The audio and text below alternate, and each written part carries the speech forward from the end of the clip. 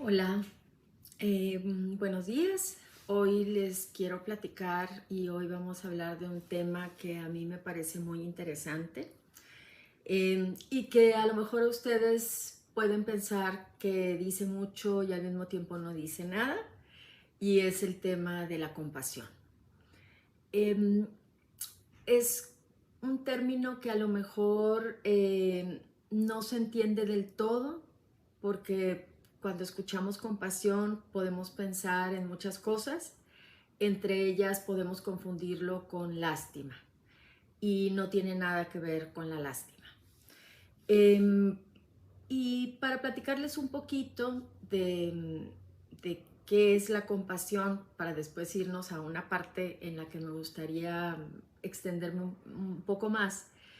La compasión es algo humano e inclusive lo compartimos esa característica con algunos animales, y tiene que ver con acercarnos al sufrimiento de otro o al sufrimiento en general y estar motivados a aliviarlo.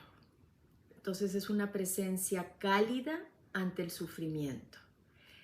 Y cuando se vive un diagnóstico de una enfermedad tan retadora como es el cáncer, eh, quizá ustedes hayan notado en sí mismas o en otras personas que después de que pasamos por esta etapa donde nos sentimos muy tristes, enojadas, estamos peleándonos y culpándonos, hay como una especie de lucha y de resistencia ante el diagnóstico. Y después poco a poco vamos rindiéndonos y vamos aceptando la situación. Llega un punto donde en algunos casos, y no necesariamente en todos, volteamos a ver hacia otras personas que están viviendo esto y, y queremos ayudar. Sentimos que podemos acompañar en ese camino que nosotros ya vivimos, y, y de alguna manera esto le da un cierto sentido a nuestra vida y nos hace también sentirnos bien. Entonces es algo bastante complejo el tema de la compasión, aunque nacemos con él. Hay muchas razones por las que no somos compasivos a veces. Lo hemos notado en otros y lo podemos notar en nosotros mismos. Pero en general la experiencia de vivir una enfermedad como el cáncer nos puede llevar a esto, y por eso en las fundaciones, en las asociaciones, habemos personas que después de vivir la experiencia o inclusive mientras la estamos viviendo, queremos apoyar a otros y a otras. Y eso está muy bien, y hasta ahí vamos muy bien. Pero alguno de los retos que tiene la compasión, y les va a parecer como raro, es como un poco ilógico, es el hecho de que somos mejores viendo el sufrimiento de otros que el de nosotras mismas. Eh, no es que estemos defectuosas, aunque podríamos decir que estamos defectuosos de nacimiento. Así nacemos con esta especie de ceguera para vernos hacia adentro. Somos mucho más capaces, como si viéramos por un catalejo, por un túnel, somos más capaces de notar el sufrimiento del otro y sentirnos motivados a aliviarlo que hacerlo hacia nosotros mismos. Eh, Tan solo para darles un ejemplo, la manera en cómo, y se han hecho varios experimentos, la manera como nos hablamos a nosotros cuando fallamos, cuando no nos gusta nuestro cuerpo, cuando las cosas no nos salen bien, es muchísimo más dura de la que seríamos capaces de hablarle a alguien más en esa misma situación. Entonces, somos mejores amigos y amigas de otros, somos más comprensivos que con nosotros mismos. Esto hace unos años que se ha ido estudiando y se ha tratado de, pues por lo menos de que nos demos cuenta. Sería un primer buen paso, darnos cuenta de que eso nos pasa a muchas de las personas, que nos dejamos en último lugar. Y algunas de las cosas que se han tratado de entender es qué ideas tenemos que implican o que impiden que seamos más amables con nosotras mismas. Y les voy a platicar bien brevemente algunas, a ver si les hacen sentido.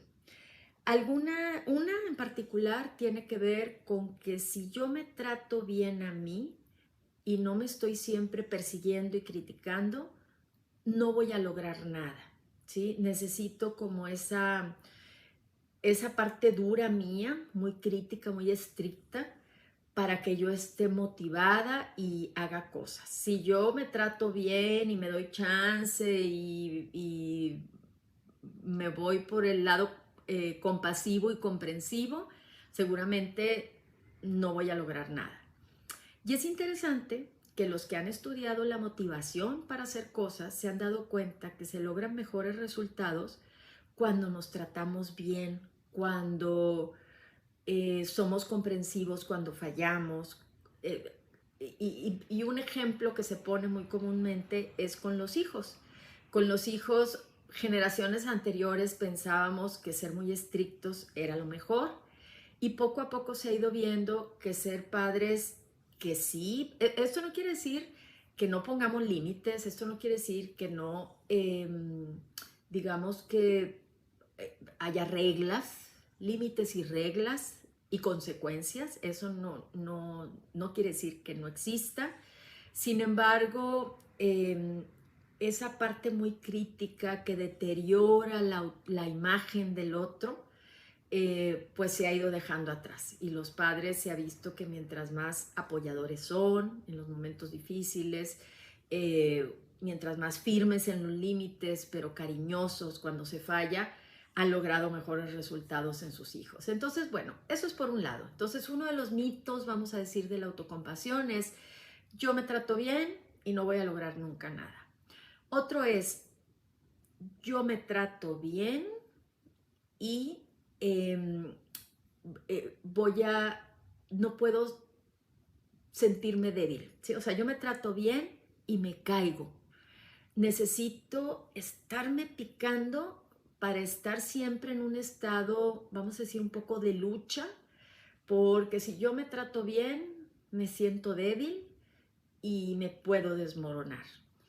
Y también se ha estudiado esto y se ha visto que al contrario, que mientras mejor nos tratamos, más fuertes somos, porque sí puede ser temporal el hecho de estar luchando y picándonos y manteniéndonos así como muy a la defensiva, pero eventualmente caemos y caemos más abajo. Entonces es mejor tratarnos bien, como, digamos que como si fuéramos una buena amiga de nosotros mismos. ¿Qué otro mito hay por ahí? Bueno, uno muy importante, el sentirnos egoístas. Si yo me pongo en primer lugar, me siento egoísta. La mujer, en particular mexicana, diría yo que latinoamericana y a lo mejor mundialmente, la mujer cuidamos del otro antes de cuidarnos a nosotros mismos.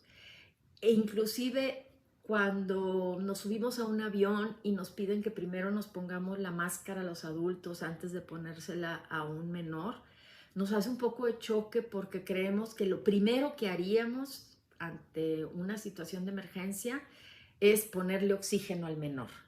Entonces, el hecho de que nosotras estemos bien es un regalo para los demás, porque casi siempre en casa, eh, aunque haya papá y mamá, siempre nuestra presencia es fuerte, sobre todo en el aspecto emocional. Somos bastante buenas para sostener el aspecto emocional, entonces cuidarnos a nosotros es un regalo para la familia.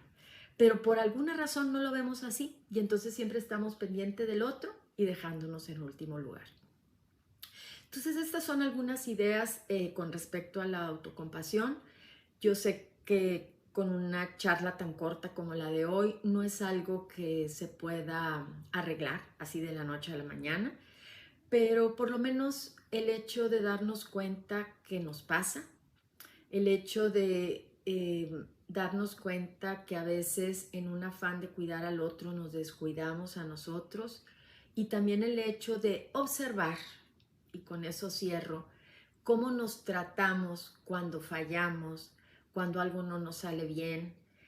Y en ese no nos sale bien, a veces incluimos a la enfermedad, como si la enfermedad fuera culpa nuestra. Entonces, pues me parece un tema que las invito a que exploren más. Hay cada vez más estudios y más literatura para entender qué es la compasión hacia el otro y qué es la compasión hacia nosotros mismos. Y bueno, yo me quedo pendiente de sus preguntas en el chat.